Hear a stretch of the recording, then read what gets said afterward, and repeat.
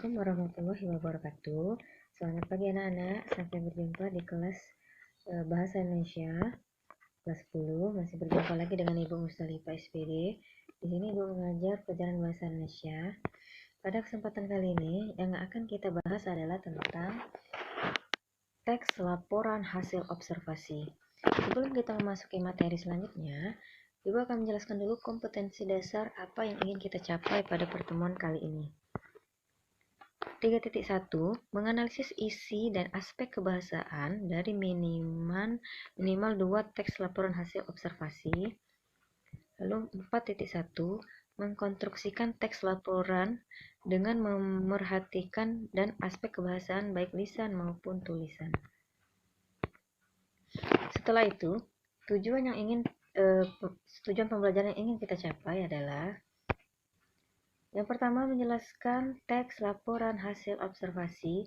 Yang kedua, menjelaskan isi dan aspek kebahasaannya.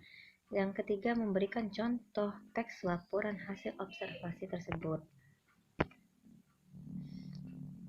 Teks laporan hasil observasi.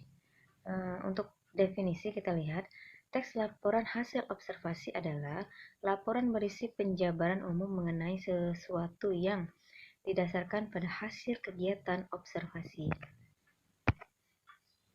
Isi dan aspek kebahasaan teks laporan hasil observasi. Kita lihat dari isi. Teks laporan hasil observasi ini dia berisi tentang fakta-fakta atau mengemukakan fakta-fakta atau hal-hal apa yang kita teliti pada suatu objek. Itu adalah bentuk isinya.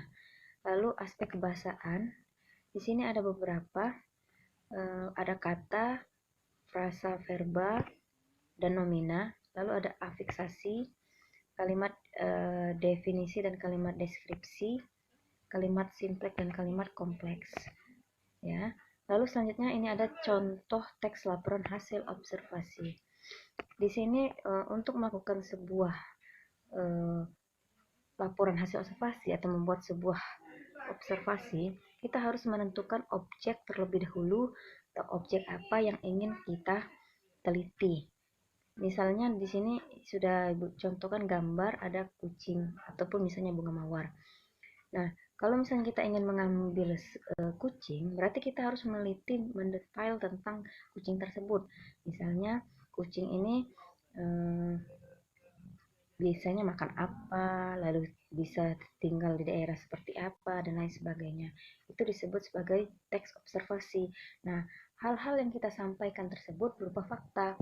Fakta itu harus sesuai kenyataan di lapangan, sesuai apa yang sudah kita observasi terhadap objek tersebut. Begitupun juga dengan misalnya kalian ingin mengobservasi tentang bunga mawar. Nah, selanjutnya adalah langkah menyusun teks laporan observasi. Nah, sebelum kita membuat sebuah laporan teks observasi, kita harus tahu dulu langkah apa yang harus kita lakukan sebelum kita menyusun atau membuat laporan teks hasil observasi tersebut. Yang pertama, menentukan topik yang akan ditulis. Lalu yang kedua, menyusun kerangka laporan. Yang ketiga, menentukan informasi yang dibutuhkan serta cara mencari informasi tersebut. Lalu yang keempat, menata informasi dan hasil rangkuman menjadi teks laporan hasil observasi. Lalu selanjutnya, menata informasi yang diperoleh dari struktur teks laporan hasil observasi dan memvariasikan kalimat dan mengembangkan paragraf teks laporan hasil observasi. Nah, setelah penjelasan yang sudah Ibu sampaikan pada video kali ini, evaluasi atau tugas yang boleh kalian kerjakan di rumah adalah: yang pertama, jelaskan pengertian teks laporan hasil observasi. Yang kedua, jelaskan isi dan aspek kebahasaan dalam teks laporan hasil observasi. Lalu yang ketiga, berikan contoh teks laporan hasil observasi.